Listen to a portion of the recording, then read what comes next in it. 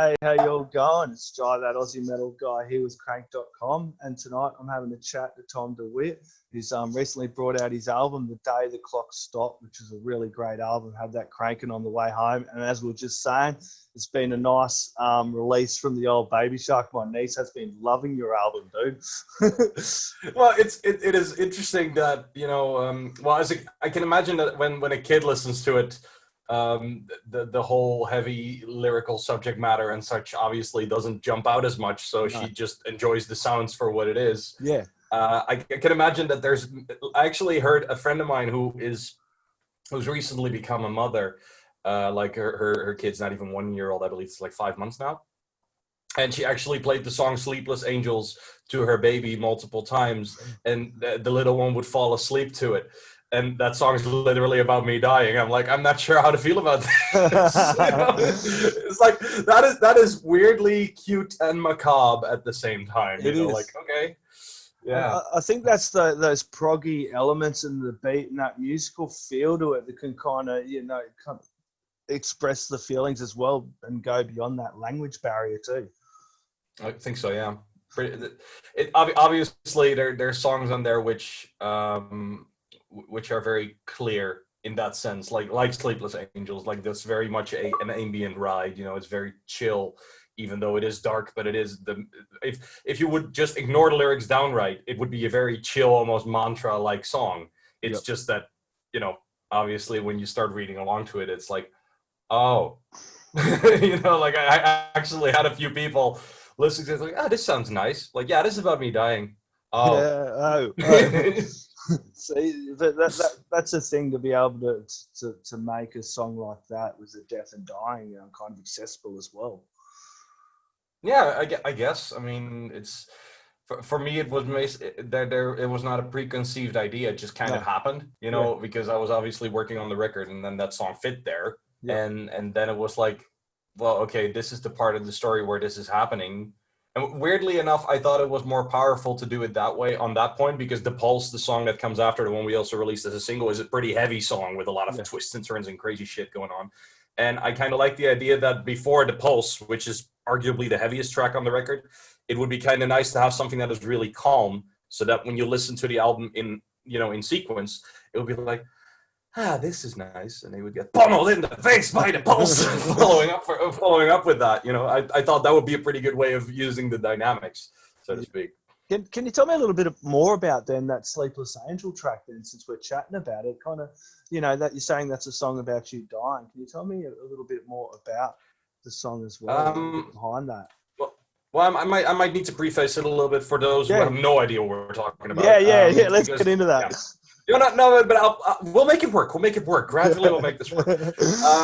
The album is about. I basically wrote this album about a traumatic experience I've been through when I was a lot younger. Between my 19th and my 22nd birthday, I've spent a lot of time in hospitals. I have a bowel. Well, technically, I don't have the disease anymore, but it's a bit like when you have cancer, you'll be a cancer patient the rest of your life. That's kind of the same with this thing.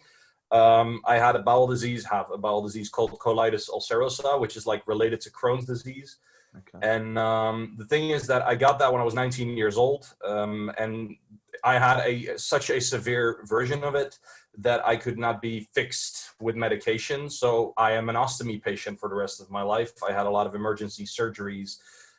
Basically, I have a broken body, and by definition, I am handicapped. I don't consider it like that myself, but yeah, I do have my limitations and things I can and cannot do. And the thing is that basically, as a musician, I did my whole career being the handicapped person with the ostomy. And I just never really talked about it. It's like, it wasn't really a secret either. There were people who knew, for example, bands that played with us saw me dress up in the dressing room, and then they would see the thing and I would talk about it. But it was just something that I didn't feel like sharing in public, because I felt that my handicaps and the way I am, and also my high sensitivity, which ties into that as well. Like there's some mental stuff going on and physical stuff going on. All those things, I kind of felt like, yes, it's there, but it's not something that I really want to talk about in public, because I don't think it adds much. I'd rather focus on making music that is about fictional characters that go through certain things, and then I could put my opinions or my experiences into those characters.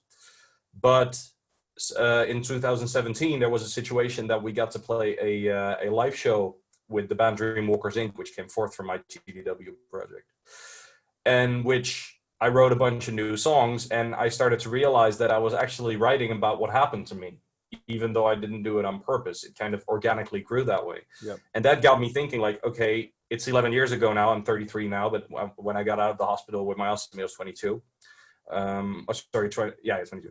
And basically when that happened, when I back then I just wasn't ready to make this record yet, but it took me those years to get accustomed to the idea, like, okay, there is a story here, there's something I want to tell, and maybe I should tell this story, but it really took me that long to finally write it down properly, to really find the shape in which it worked. And to make the link to Sleepless Angels, for those of you who are still waiting for that, sorry for the long introduction, but yeah, it's I love talking, man. Keep the intro going. But with Sleepless Angels, actually, that is the point in the story that I was in the hospital for the third time. I've been in hospitals 4 times, and every time I spent like multiple weeks there. We're not talking like a few days, but I'm talking like weeks of IVs and all the crap that you can imagine. And the third time was my first near-death experience, actually. So the song Sleepless Angels is literally about me lying in a bed on the hospital ward, surrounded by mostly old people, because the bowel disease department of hospitals tend to be filled with older people. It's something that most younger people don't have. Yeah. I can also remember when I said at my 21st birthday, like, just give me the goddamn ostomy because I want to go on with my life. The surgeon actually was like, okay, I respect your choice, but I do have a hard time giving a 21-year-old an ostomy, because it's just not normal. It's not the thing that they would want to do. They would try, using all this medication and all this other stuff, and nothing was working. So, and the song Sleepless Angels literally has the line, will we wake up to see the sun again? Which references, like, I'm not even sure if I'm going to make this night, like I'm just basically tripping balls on my own body trying to kill me. And you just see nurses running around you and doctors looking very concerned and just saying, like, okay, we're going to give you this now and we're going to see if this works.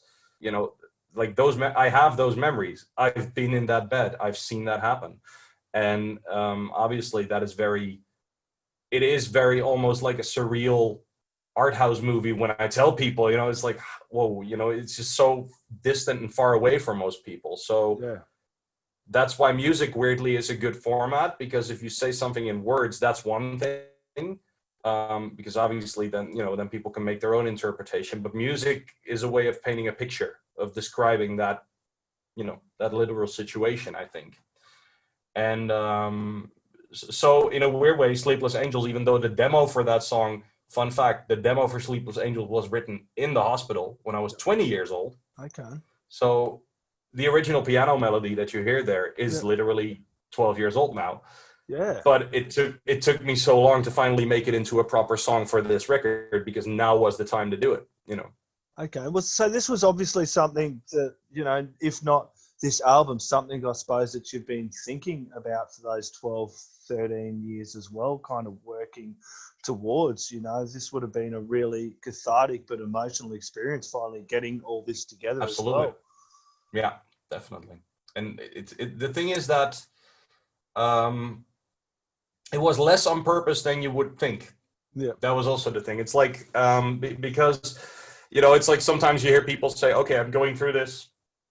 And then they pretend that they have this master plan that they're going to make this record or this book or whatever. And that wasn't really the case. My between brackets master plan was, I already wanted to become a musician when I was 14 years old. I was already working on my career. But I kind of decided early on that I did not want to make a record about myself at all. Like, actually, in the beginning, the first couple of albums I released 4 albums before this one. And they all had pieces of me. They were all genuine. They were all stories based on genuine things. But like I said, I would always hide behind those fictional characters. It would always be like safer to just create someone and then let that person go through those things. And that was also an ego thing, because I actually have a real big love-hate relationship with my own ego, in that sense that I don't really consider myself to be that great or special or whatever. But so I figured, okay, if I let a really cool other character go through these things, then people can just look at that other character, and then I'll just be the singer who tells the story. Yay, like Yeah. that. And of course, now with this record, it's very much, yeah, like this is literally what I went through. So there's a disconnect in my brain in that sense, that a part of me goes like, really, you're making an album about you really want people to look at you that badly, like there's that cynical side of me. But I think a pretty significant chunk of this record, and that's why I ended up doing it in the end, I actually wanted to make this record because I felt that if I tell this story, there might actually be people who can latch onto it and say, oh, this guy has his own studio, he's running a label, he's releasing his own music, he's doing all these things. But he came from there, he came from all the way down there, 6 feet under and below that, if you know what I mean. Yeah, I totally get what you mean. And I understand that too. And I think maybe a part of you is also like, okay, then I don't want to talk about my illness and my disability as well, because I don't want that to detract from my music, And I think that was probably a little part of you that needed to get over that, I suppose, and then bring out this album, because this has actually impacted on me. I've come back from Adelaide with my niece and with everything else that's happening in Adelaide at the moment, and I had your album playing, and that was the album I was playing as I was leaving Adelaide in the 3-hour drive, and it just really hit home to me. And I just listening to whole albums, it creates a journey, and I went on this journey with you as well, but I really was able to take it on as well on my own, and it really kind of hit home too in a few points. It was really a great album.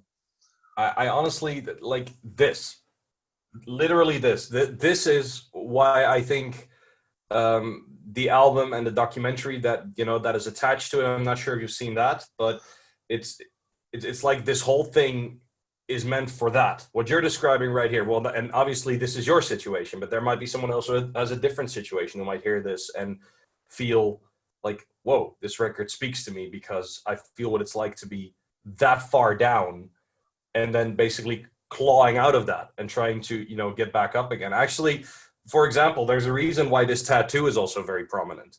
Yep. Because I mean, I'm not sure if you know what the significance of the semicolon tattoo is in this day and age, but it's about suicide awareness. Yeah. Like all these things. Basically, I try to put as much of because there's so much negativity in my head and in what I've been through in my life. There's many reasons. There's people who literally told me, when I told them my story, they'd be like, how do you even get any energy to do anything? Because there's people who go through less and who are just miserable the rest of their life. I know. Do you find that now, like, as well, people who have these, these problems, and then we sit here with these other things going on, like you, for example, in your life, and then what I've got going through, that sit back and go, okay, then, I have these problems. You get a little bit eyes roll in the head and go, modern day problems. Let's put it that way. Well, it's funny that you mentioned that, because I, in 2017, sorry for the sidestep again, please bear with me, guys. But I released an album called The Antithetic Affiliation in 2017, and that had 2 subtitles, being The Idealist and The Cynic. And I have both. Yeah. So it's like the cynic, my cynical side is like, you stubbed your fucking toe against the door and you're saying you have problems? Seriously? Like yes, that part is in my head somewhere. Yeah. But I know that part is not, first of all, it's not really socially viable. Yeah. And second, I don't think it's constructive. It's the negativity won't bring me anything. You know what I mean? It's like, it's not gonna make me more likable. It's not gonna help me in my personal life, also not in business. So I tend to channel the negativity towards my music, which is why I sometimes write some pretty dark lyrics, which can be off-putting to some, because it's just that I do have those views sometimes, but I don't act on them. Yeah. So it's more like, I want to be the idealist. I want to be positive. I want to see the good in people. I want to, I want to be a force of positivity. And also, if there's one thing I've learned from that hospital experience, weirdly enough, is that you cannot really compare sorrow. No.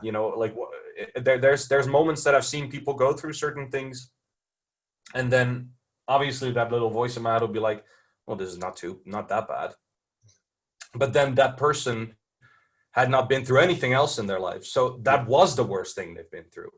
And that emotion is valid. You know, it's not, I don't have any right to then say, oh yeah, no, you know, I mean, I've been through way worse. So, you know, you should just, you know, stand up and pretend it's not happening. Subjective too, as well. Exactly.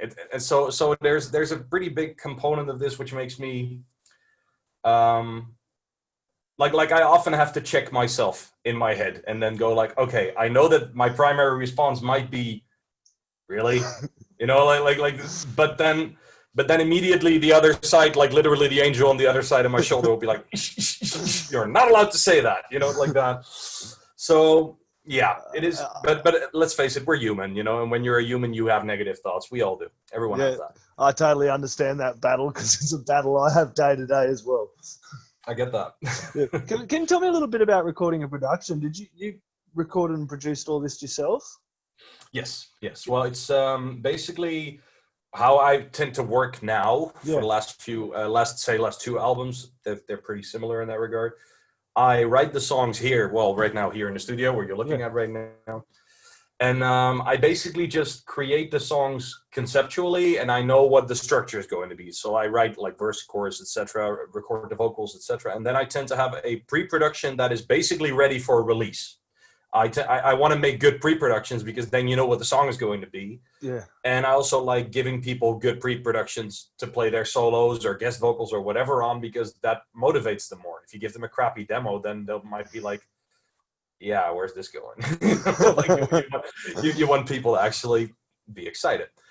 So what I tend to do is that first period of writing an album tends to be thinking of the concept, writing the songs, and just structuring the whole thing.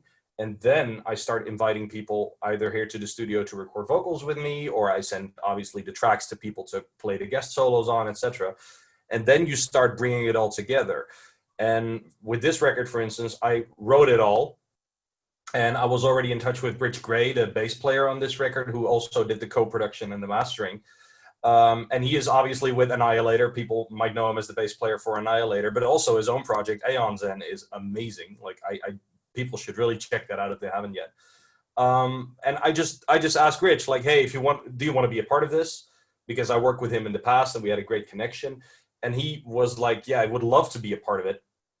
So what I did is I wrote the bass parts in MIDI so that I knew what the notes were, and I would give that to him, and basically just told him like, hey, I trust you. You're an amazing bass player, way better than I'll ever be. So take the space you need, you know, like, because in a way it's like, yes, I have a particular idea of what I want. So if a song is heavy, then I do obviously tell him like, okay, I want you to go for a heavy tone and do this and this and this. But within that range, there's a lot of possibilities, and I actually think some of the most beautiful things happen when you let people work their magic, as opposed to literally just telling them, I want you to play it like this, and there's no discussion. You know, it's like, I don't know. Real beauty is in someone's playing. And then you get someone like that to come over and play bass. You want to give them that little bit of range and freedom to do what they want, you know, or you wouldn't get them on board, eh? Exactly. No, but also it's like, I don't see the point. I don't see the point in inviting really good musicians and then not like I've seen some projects with really big names, and you would listen to it like, I don't hear the person's personality at all, you know? And what Rich did, and I knew he would do that, he added like a lot of little licks, little details, the way he plays it. It's just so much more alive. So once I got his bass parts, he was one of the first musicians to work on this record with me. Then all of a sudden the record started to open up to me as well, because suddenly the song started to sound different. And then I invited, well, you've maybe seen the list of all the guest musicians, but there are quite a lot on this one. Yeah, we can go through them. We can go through them if you like as well, let everyone know. Well, of course, yeah. Because Rich was, like, I always tend to mention Rich first, because he's like the guy that, he helped me so much with the production, with everything. The second guest musician to play on it was Remco, the cello player, because I wrote these demos for the album and I had this idea that the cello was a very vital instrument to this record, because I felt that it's a very sad record. There's quite a lot of mourning vibes in it, because it's, in a way, it's me saying goodbye to the past that I had. Yeah. And I don't know, the cello for me is a very sad instrument. It's a beautiful instrument, but it's like, basically, you write something sad, you put a cello underneath it, there you go, it's sad, you know? So I knew that Remco was a good choice. And Remco is the partner of Iris, one of the singers in the choir, who is my vocal teacher. So that was a really easy connection to make. You know, that just kind of went that way. Yeah. And what is fun, Remco is a classically trained cellist who loves metal. So for him, playing on a metal record for him was really like, oh, I wanted this for so long, you know. So it really was like a real favor. We both did each other a favor in that sense. Yeah. Well, and I mentioned Iris. Iris is a great soprano singer who provided parts for the choirs. The choir basically consists of her, Laura ten Hoed, who's an amazing singer, Kaelin Erlandsson, Nicole de Ruiter, Rikke Linse. Those are all the ladies who are singing in the choir. And then there's the guys, Stan Eimers, Ron Brouwer, Abraham Sarachi. Like, they're all artists in their own right as well. They all have their own projects, etc. So I really picked their voices on me liking them, thinking like, okay, I want you guys to join in on this because I think it will really, once again, lift the record up, have those different sounds in there. And then obviously the thing that I've been doing for the last couple of records is invite all the guest guitarists and all the other guys. I've been doing that for years. Like on every record I would have like, oh, this needs a solo, and I'm a big fan of that band, so I'll just ask, you know, I would just shoot an email to the band and be like, hey, would you be cool with playing something on this? Yeah. And sometimes you get a no, but actually I would say 90% of the time I get a yes, because people just like playing music. You know, it's like how, and if someone would ask me, hey, do you want to sing on a record? I would probably also say yes, because it is fun to work on stuff together, you know, and see where that goes. And obviously there's people like, one of the biggest is Marcos Fogli, who played with James Labrie and with Icefish and PFM. Like, that guy is a beast, and he delivered an insane solo as well.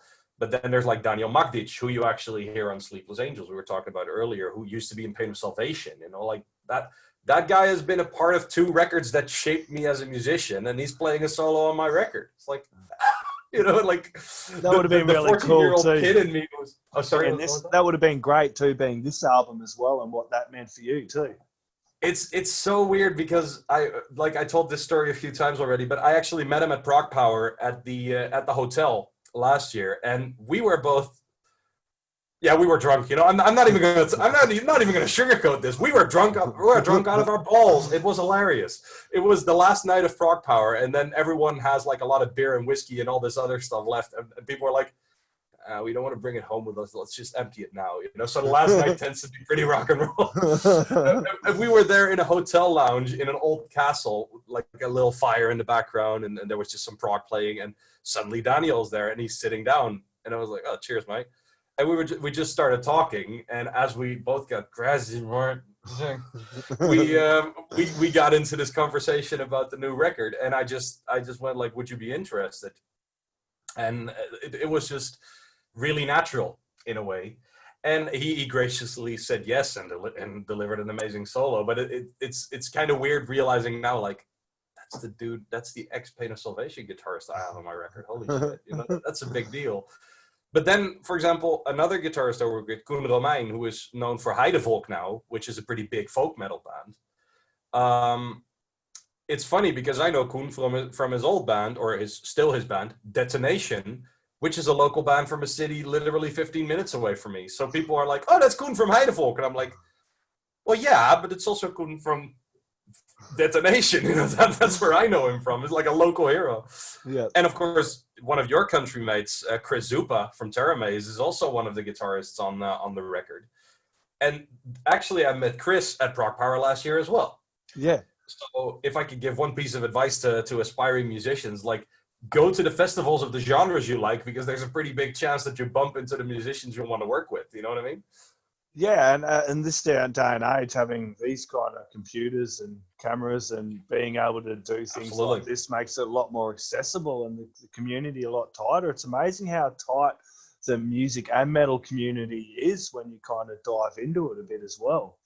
Oh, yeah. Absolutely. I mean, in that sense, the internet is a blessing and a curse. Yes, so there's also a lot of negativity that came from the internet, but I tend to, once again, trying to go for that positive side that I mentioned earlier. Yeah. It's like the fact that you can just, send a message to someone on the other side of the world, and like us talking right now, you know, I'm here in the Netherlands, it's morning, you're there at night, and it's just crazy. Like 30 years ago, this would have been, well, either a very expensive phone conversation or just not possible. You know what I mean? It's really weird. Yeah. And but anyway, regarding the guests, because then I should mention all the guests, and then I have to finish the list, obviously. I got Andy Cravagliaccia, who most people know as a singer for his work with Seventh Wonder, Nibiru Ordeal, and obviously in Aeon Zen as well. But Andy is actually an amazing guitar player. So having him play a guitar solo was really fun, because there are people like, he plays guitar now? You know, it's like, yeah, he's been playing guitar for years. You know, he's fucking amazing. You should check it out. And he shredded such a big solo. Also, his project Bioplan, I mean, I released it with my label. I'm a bit biased, but I do think that project deserves a lot more love. I would love to see more people diving onto Bioplan, because Andy deserves that. Then I had Matthew from IDEC, which is also a band with the label, young band. They have not released a lot of music yet, but the music they did release is all batshit crazy. Like I'm just a big fan of them, because they can literally go happy polka moment 1 second and then go full Mastodon the next second, and go weird electronic beep beep boop music the third, you know, and I love that. I think that's great. So when he did when I wanted to do a solo, that was just great fun. And I'm saving a few names till the end. That has a reason. But now Luca Di Gennaro, the keyboard player for Soul Secret, also played a solo on the record, and he also just went way beyond. And it was kind of funny, because when he delivered his solo, he's like, "Yeah, I'm not sure if this is is this what you want?" Like he was really feeling it out, and my mouth was already on the floor, like, dude, this is fucking amazing. How is that? You know, how can you even be insecure about this? This is so good. you know? And what is funny, the last two names on the list, and I'll always mention them last because they're also on the last two tracks on the record, are my good friends Norbert Veembrink and Leonard Kemper. And they are the guitar players for my band Dreamwalkers Inc. So people would be like, yeah, obviously they're going to be on your record. I was like, well, originally I wasn't even sure if I was going to include any musicians from Dreamwalkers Inc. on this new record. But it felt right, because Norbert plays two solos that show his two playing sides really, really well. Like one is really mellow and melodic on Clock Stop 4, and he also does the ending solo, which is really like a screaming metal solo. And Leonard plays on a string of repeats, which is the album ending solo. Like he wrote a 3-minute solo, basically. That whole segment in the middle is all him. I just wrote the backing music, and I was like, go crazy. I trust you. Just make this a big dramatic ending to the record. And he did, and he did so incredibly well. So I kind of wanted to give those two guys the space. When I was writing those songs, I realized, like, I should get them on there, because this would be good showcases for their playing. You know, they could just, like, even without mentioning me, if they would play those solos to anyone, it would just be like, hey, this is my playing in a nutshell. You know what I mean? And that's kind of what I hoped I could provide them. And also when they both heard that I got like Marcos Fogli and, you know, all these guys, they were like, why did you want us to be on this record in the first place? Like, because you guys are fucking amazing and you deserve it. You know, it's like, that's it. Exactly. And it would have been good to have them on as well, you know, help with the creative process too. There's a couple of really good friends and great musicians as well come on board with the album. Yeah, exactly. It's a no-brainer. Yeah, exactly. It made all the sense. And I mean, now that Dreamwalkers Inc. and TDW are two separate entities, like I can just write whatever I want with TDW, and I'm also in the band with them for Dreamwalkers Inc., which we're actually writing different music for. Yeah. So in the future, it's really going to be the band Dreamwalkers Inc. and the project TDW, and those are two different exclusive things. But I just figured that this made sense, you know, like sound-wise, it just made sense. But there's one musician I actually forgot, and I did that on purpose because I wanted to give him like the final spotlight. And that's Fabio, the drummer. Because Fabio was actually, this is really unorthodox, but he was the last musician that recorded his parts. Because normally you record the drums first and then you build. But that didn't happen because I had like 5 drummers I asked and they all couldn't do it. Like during the process, I asked multiple people like, hey, do you want to drum on this record? And everyone actually liked it. It was not that they didn't like the record, but there was like always some kind of Murphy's Law shit going on why the drummers could not record their parts. So near the end, we're talking August of this year, I was like, oh, wow. Yeah, I was like, you know what? fuck it, I'll just program the drums. And I know that I can do a good job at programming drums. I know that this is like a cursing thing to say, but let's face it, Devin Townsend did the Zoltoid record with programmed drums. There's a lot of metal records coming out these days which actually have programmed drums, and then a drummer is mentioned in the liner notes, you know, which is kind of weird in my opinion, but whatever. So I was kind of admitting defeat at that point. I was like, okay, you know what? I tried 5 drummers. Fuck it. You know, this is just not going to go anywhere. And then Rich was actually the guy who said, well, you could ask Fabio. Yep. I was like, okay, but I didn't know Fabio, to be fair. Like, I know that Annihilator exists and that Fabio was the drummer for it, but I didn't know him personally or whatever. And I was like, well, how do you see that working out? Because I just hear him basically do thrash metal, which he does really well, don't get me wrong. But yeah, you know, there's thrash metal, and then there's what I do, which is like the whole other side of the musical spectrum almost, you know, like with all the crazy shit that needs to be done. And Rich was like, no, you should ask him. He probably wants to take on the challenge. So I contacted Fabio and told him, like, hey, Rich, send me, you know, are you interested? And he instantly said yes, because he actually told me, he was like, I would love to do a prog record because I want to do more. I want to try more than just, you know, play that within that metal square. I want to try to do more things. Yeah. And and here's the real crazy part about this. He rehearsed and recorded the album in 2 weeks. Yeah. He's gun, 2 mate. weeks. He's a gun. He's a gun, dude. That guy is he's a beast. You know, like Fabio is a beast. It's ridiculous. And he actually was a bit the same like with Luca, but then like times 10, he was like, yeah, sorry, man, because of the deadline, I couldn't make it as crazy or as elaborate as I wanted to. And I mean, you heard the record, right? Yeah. You heard those drums. Yeah. And he actually apologized. He told me, like, I'm so sorry that I couldn't make it as crazy as I wanted to. I'm like, but what? I'm like, dude.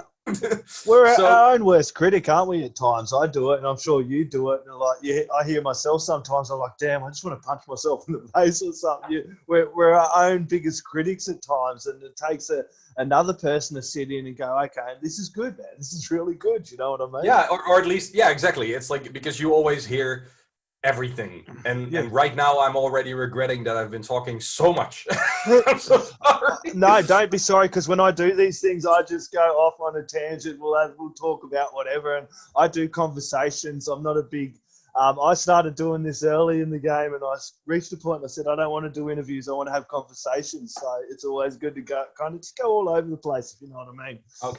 Okay. Then I feel a bit better. But it's like, I can imagine, of course I can imagine from Fabio's perspective that he probably listens to those performances and might hear like, this could have been better or whatever. But I am obviously listening as the composer to the total picture. And when I put his drums in, then I just instantly realized that he's very precise. There's I did no quantizing or production. This is all real.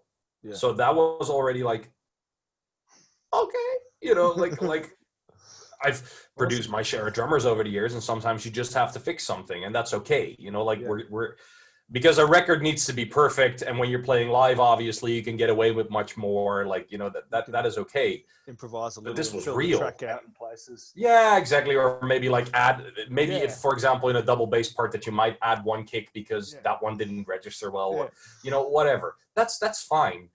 But this was like solid. This was ridiculously solid what he delivered. And yeah, once again, that was the moment when the drums were in there and everything was in there, and I would just hear the record. That was also kind of a surprise to me. Like, okay, this became.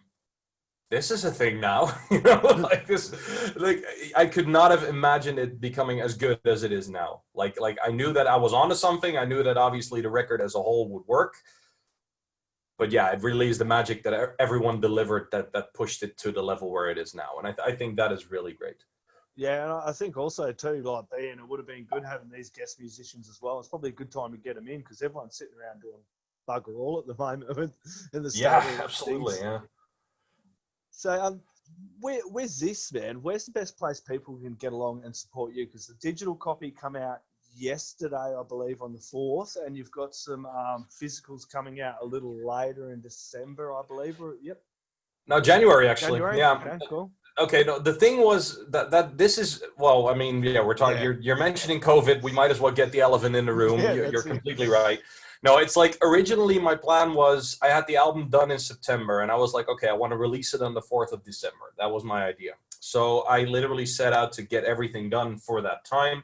I had the documentary edited in late September so that I could send it to the press on time, et cetera, et cetera.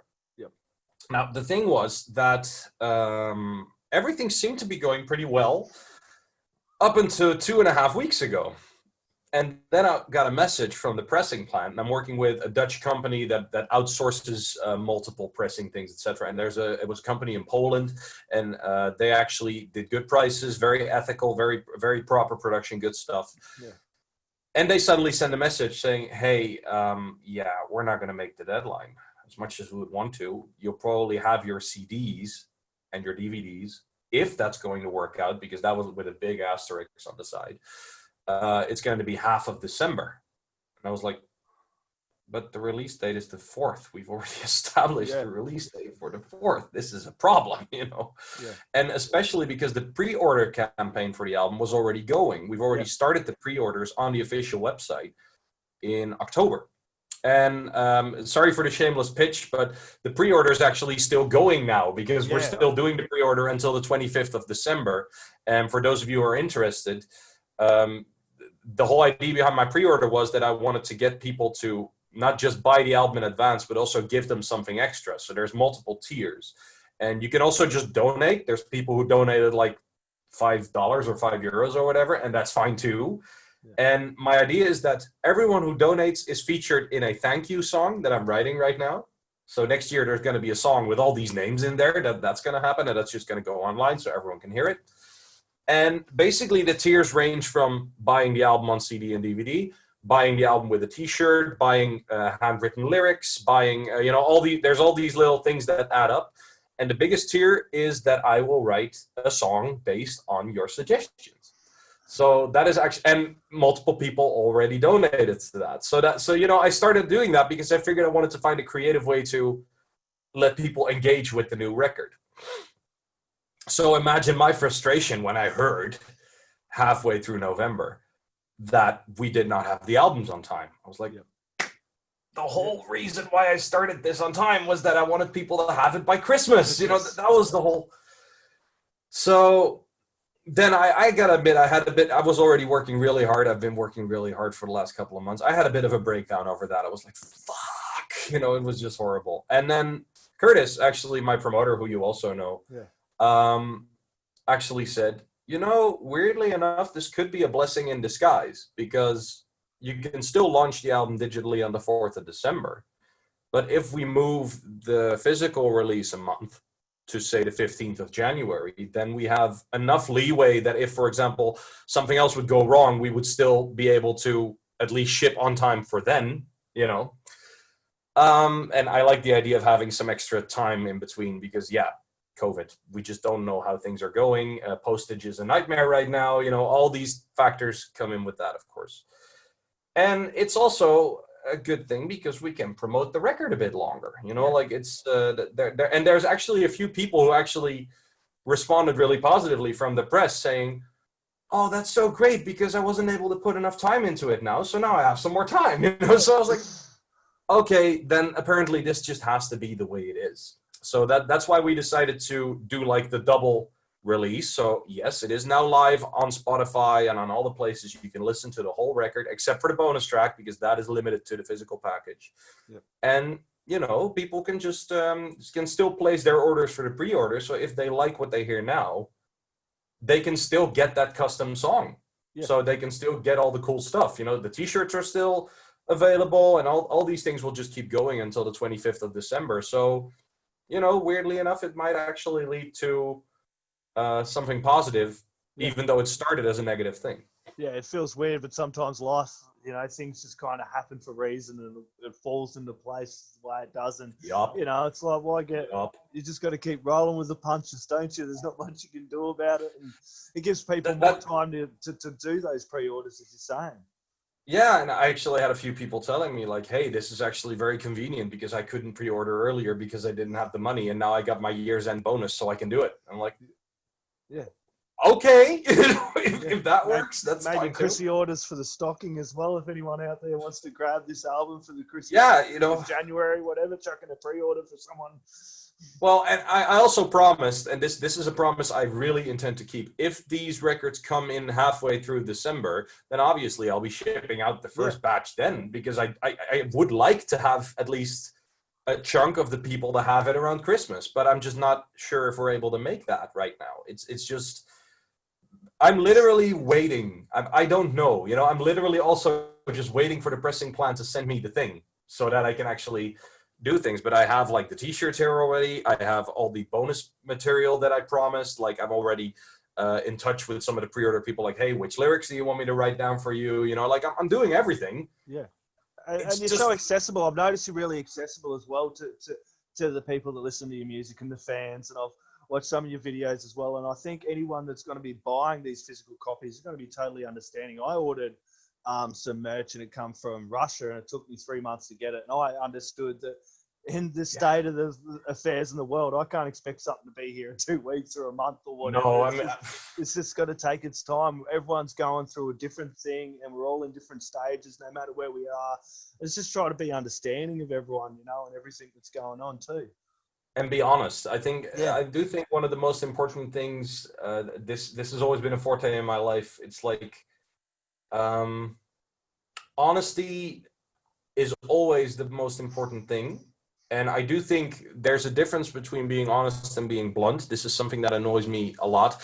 Is there's also some people who are just really blunt and basically being assholes, and then they're like, oh, what? I'm just honest. No, you're being an asshole. You can be very honest, and you can give someone negative feedback in the nicest way possible. You know what I mean? Like you don't have to be a dick about it. And I think in that sense, I try to keep that mentality as much as I can. That I want to, like you said, the fact that you're saying that I come across as being open, that means a lot to me because that's what I try to be. Yeah. Even though I'm by nature, I mean, I'm talking a lot now, and obviously now I'm in this mode, but by nature, I'm an introvert. I'm someone who actually likes work. Yeah, it's like I like working on music by myself for days on end, and I can be perfectly happy not seeing anybody. You know, yeah, my cat, you know, and that's it. So it's in that sense a good thing that people say that I'm approachable and that I'm open and honest about things, because there's no point in not doing that. I think it's like you're only making it harder for yourself if you don't. Really. Exactly. And we're talking about the covers, not the covers, the song ideas and everything, the song suggestions. I've actually watched some of your videos and the song suggestions, and I'm going to put the link in there so everyone can go hit up your YouTube channel, and you better subscribe to Tom de Wit there for sure. Cool videos, man. I really enjoyed sitting there watching them as well. I watched pretty well all them videos over the last week while I was in Adelaide as well with my niece. There's some cool ones on there, and worked with the Aussies there on changes, and then you've got the Hay Fever track, man. That one's stuck in my head for some reason. That is good though. Like we wanted to make like Hay Fever Hurricane was the one that I wanted to be catchy as fuck, because but that's also a thing, like, you know, people now obviously people know the heavier medical story, but I've also been an extreme hay fever kid. Like I was people like, were you an indoor or an outdoor kid? I'm like, well, I was an introvert, highly sensitive person who had a hard time understanding social cues, and I had extreme hay fever. So I was basically in love with my Super Nintendo. You know, that was what it was when I was a child. And it's like now I can laugh, or at least laugh with it. I'm not laughing about it. That's a very important key difference, because I actually had people telling me they heard the Hay Fever Hurricane track, and they were like, it's so nice that someone is actually expressing how frustrating it is to have this, you know, because it can be really debilitating if you have that. But I can also totally understand that there's people who hear it, they're like, is it really that big a deal? It's like, well, yeah, but I also get it when someone doesn't get it, if you know what I mean, because it's something that if you don't witness it firsthand, how are you going to explain that? You know? And those videos are a really cool way of kind of connecting with people as well, and seeing these various different sides of you and getting to know a little bit more about yourself without actually having to be overly, you know what I mean, sit there and tell every single detail. You can kind of bring out these songs as well and represent too. Yeah, it's like for me the YouTube channel when I vlogged for a while, then I kind of stopped vlogging, and then I started doing the covers. And the first cover I did was the Jesus He Knows Me one, which for me that was just something I wanted to do because I love that song so much. I was like, yeah, but this could be a metal song. Why is this not a metal song? You know. Yeah. So I turned it into the metal song. And fun fact, there's a few segments in that track that I were inspired by 12 Foot Ninja, which obviously is one of the bands you guys are famous for, and it is one of my favorite bands still. Like these guys inspire me to no end. I mean, that a bucket list thing would actually be to work with Stevik once. If I could write a song with Stevik McKay, that would be like I think that's a bucket list thing for me, Yeah. you know, to be able to sing something with him once or whatever. The next But TW album. Oh, if seriously, I mean, I'm not in touch with him. I don't know him, you know. So it's like I've no We're idea. throwing it out there anyway. If there's anyone out there who's in touch with Stevik McKay, and if he likes the stuff that I do, you know, I would love to work with him once. That would be like that would be a dream come true. But where was I? Yeah, oh yeah. Regarding the YouTube thing, I just kind of threw that Jesus He Knows Me track out. And I didn't really have a set plan. You know, I wasn't like, oh, I'm going to do this every month now. But it was such a success. People were responding so positively. They were like, you should do more of these kind of videos. Like next to your albums, just also throw out random shit, you know, see what happens. So I did a metal version of a Dutch pop song, which originally is like a Dutch piano ballad.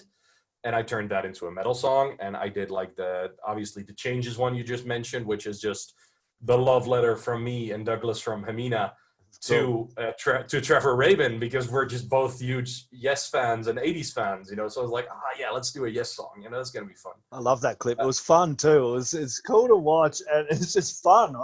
Just something about that is just both look like you're really enjoying it. The different angles of the camera, that was a real cool cover, and it came out really, really good too. Oh, thank you. Yeah, and it's really, it just existed because I knew that that Dougie is obviously also very much a Trevor Rabin fan, and I think the two most listened Yes records in my house are Close to the Edge and 90125. Like those are my two favorite Yes records. And I was actually originally pondering doing Owner of a Lonely Heart, but I was a bit like, it's gonna be hard to turn that into a proper metal song. You know, like it wasn't. I actually have a crummy demo somewhere which I tried, but it was like, nah, you know, this is not I'm not doing that one. Yeah, exactly. But then I was listening to Changes. I was like, that could work, you know, and that's actually the better song as well. I think that's the best song of that record. So in a way, it was just a lot of fun to work with Douglas because, well, I'm a big Hamina fan as well. I think they're great, and I listen to their albums for fun. You know, like I'm also friends with them, but I'm also a fan of their music. So having to do a track with him and you know, him being really cool about it was also just a really fun experience in general. Yeah, and he got to do some of those kick-ass manky guitar solos that just sit so bloody well, didn't they, dude? I was watching them go, dude. It was cool, that's why you're seeing me in one of the shots going. I know. Because it was insane. It was cool. I had to watch that a few times, Yeah, it's just, you know, and I think that in general with the YouTube thing, well, right now, obviously now the focus is on the album and we did the videos, and it's just been crazy. So I kind of stopped. I did this announcement video on my YouTube channel just before this album came out around August, in which I also said there's not going to be a lot of YouTube comment in the next months because it's just going to be album centric now. Yeah. And because of the pre-orders happening and because people already you know, wanting me to write songs, I am kind of working on my next album already because in 2021 it's an album now. There's like I have like 11 songs that I have to write, so that's an album, you know. So the next album is actually going to be next year already. But I've already decided it's going to be digital. I'll probably put it on Bandcamp and on streaming, and then basically it's going to be free for, obviously those who get the songs will get them for free. And I will just offer the digital album with those songs and the thank you song on Bandcamp, and just tell people, hey, pay what you want. You can choose what you want to do with this. And I think that's a nice gesture because then if they already paid for the days the clock stopped, for instance, then they can just get this one for free, which is also the idea, really. Yeah. Yeah, well, that's the thing too. Like, people are hitting all these Spotify's, and I'm not going to harp on Spotify. I'm sure it'll be after me one day, but I'm just going to say, Trust me, no. if you like the music, I'm always saying, look, if you like the music, you want to support the band, like really support the band, go buy the album, buy some merch, you know, head over to Bandcamp. You can still get a digital copy if you like listening to it on your phone or whatever. Absolutely. You know, yeah. and it's artists work hard, and I'm not saying, you know, artists work hard, they should get paid for their time. And essentially on Spotify, you're basically giving away music for free. And I've got a few music buddies that are the same. It kind of grinds their gears a bit that this guy expects us to musicians keep handing over music for nothing. And, you know, and the one song, like this album, like I put this album in, I listened to it from start to finish, went back again. I do this with every album I'm listening to, or a band I'm working with, or someone like yourself who I'm talking to. I'll listen to the whole album. I'll go back and listen to it again, because albums, especially this one, The Day the Clock Stopped, is like a journey. It creates a journey, and it does a disservice to the artist to go, okay, I'm only going to listen to one song off the album, then I'm going to go to the next song. And if you know what I mean? I mean, people are, of course, very much allowed to. That's why we pushed the 2 singles that we pushed. You know, like we pushed the Death and the Brother Greg and the Pulse, because I figured these can be listened. These can be listened to separately, outside of the sequence of the record. But indeed, you're gonna miss nuances. It's like there's nuances in those songs as well that you will not get if you have not listened to the whole album. And one of the prime examples is that in Death and Her Brother Greg, in the instrumental section, just after the guitar solo, there's a reprise of the theme of the intro, which is basically the theme of the whole record. That theme returns 5 times in different in different forms and shapes. And I had a few people going like, okay, so I heard the song separately, and then I quite like that piece, but then I actually heard the rest of the album, and then I got goosebumps when that piece kicked in, because it made sense, you know, because it connected to the rest of the record. And I was like, yes, that was exactly what I was aiming for. You know, I wanted to get that, you know, it's like you're watching a theater play and a certain line returns, or, you know, like a musical and a certain motif returns or whatever. You know, that was the kind of vibe I wanted to go for.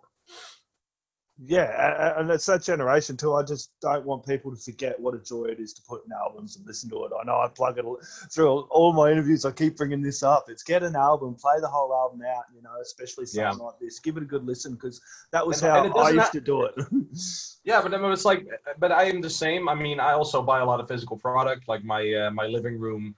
I think there's a wall somewhere, but it's mostly covered in CDs and other stuff. You know what I mean? It's like I am one of those guys that I love physical product. I love also buying, like recently Chaos Divine, another Aussie band that obviously you will know.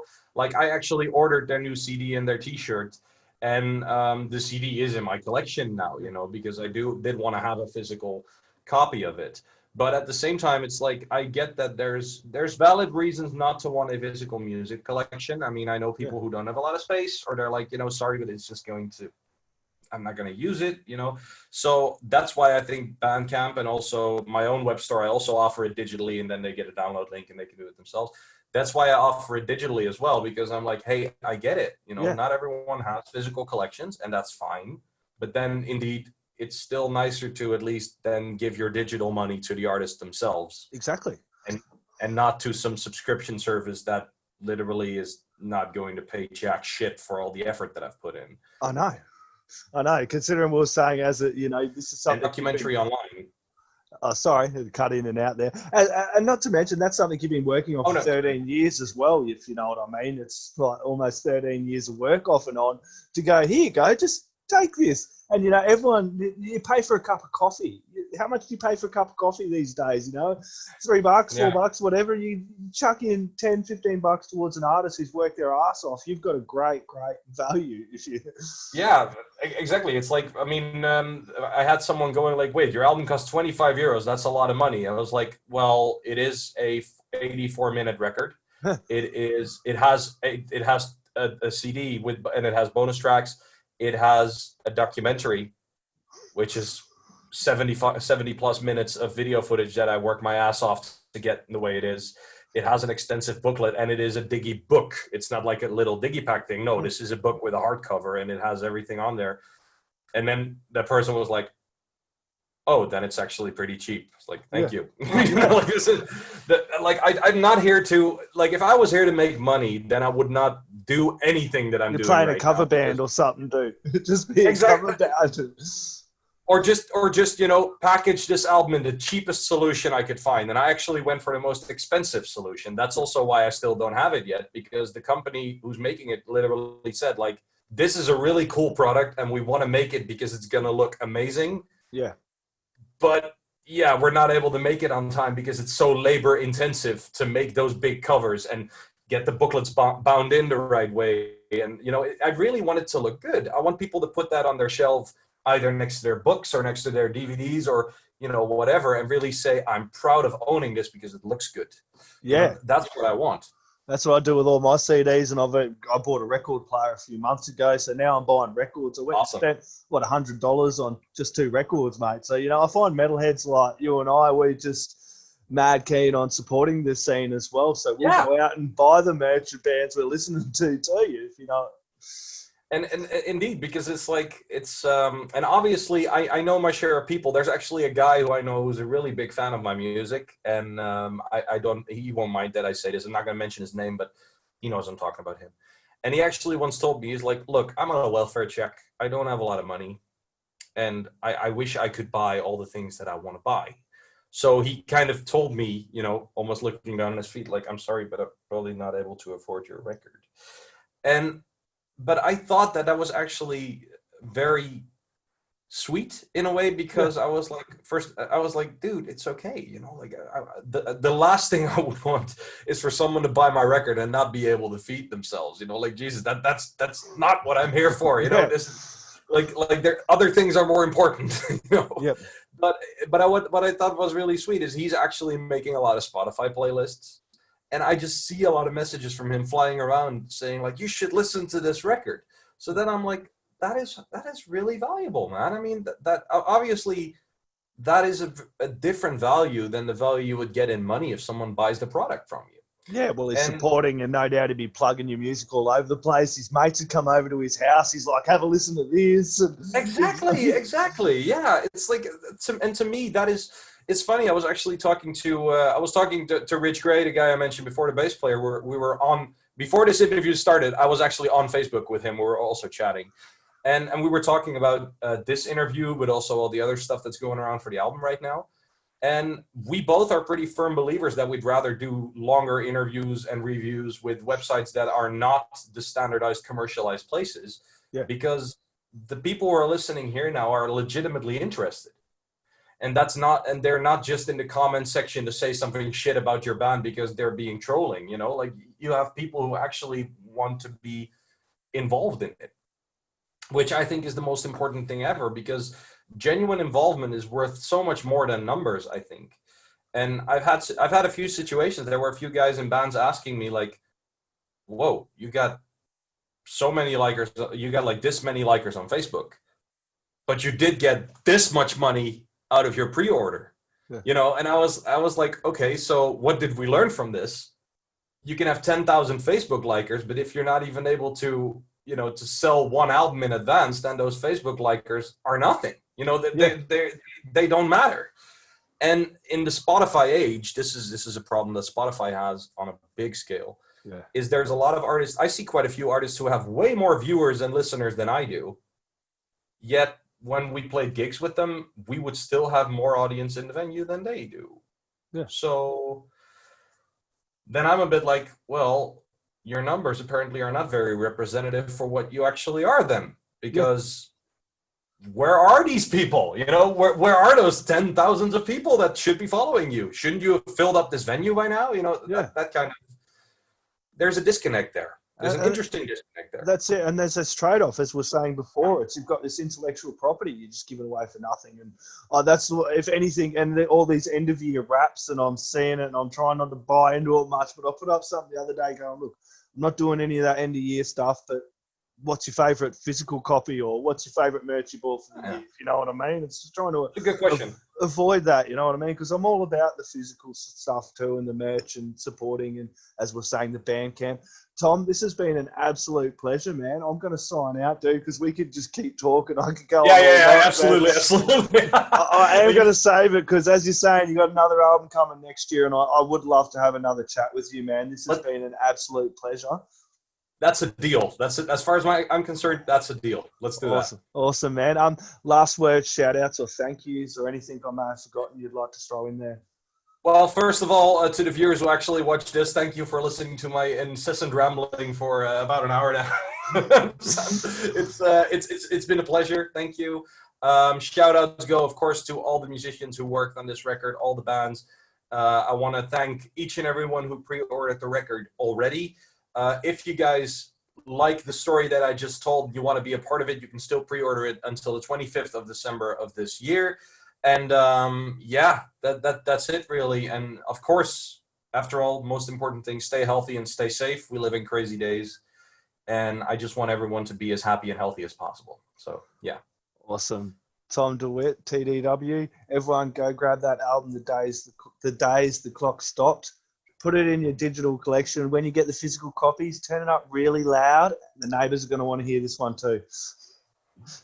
Cheers, mate. Thank you very much.